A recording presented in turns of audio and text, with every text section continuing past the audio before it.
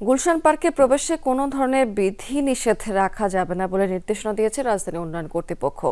বিকেলে রাজধানীর একটি হোটেলে গুলশান সোসাইটি আয়োজিত এক অনুষ্ঠানে অংশ নিয়ে একথা বলেছেন রাজউক চেয়ারম্যান মোহাম্মদ রিয়াজুল ইসলাম।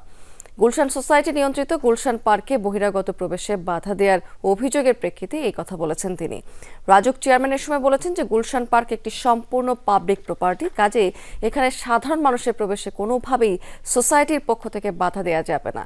এ সময় রাজধানী ঢাকাকে এগিয়ে নিতে সকল সংস্থাকে সমন্বিতভাবে কাজ করার গুরুত্ব তুলে ধরেছেন।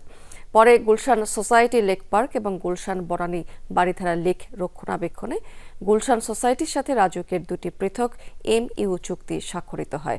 এ সময় ঢাকা উত্তর সিটি কর্পোরেশনের প্রশাসক মোহাম্মদ ইজাজ এবং গুলশান সোসাইটির সভাপতি ব্যারিস্টার ওমর সাদাত সহ গুলশান সোসাইটির নেতৃবৃন্দ এবং রাজউকের কর্মকর্তারা উপস্থিত ছিলেন সেখানে।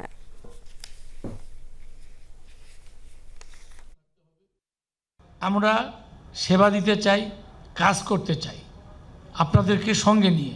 সোসাইটি বলেন, রাজউক বলেন, সিটি কর্পোরেশন বলেন, আমাদেরকে একটা নিয়মের মধ্যে এসে আমাদেরকে একমত হয়ে করতে হবে।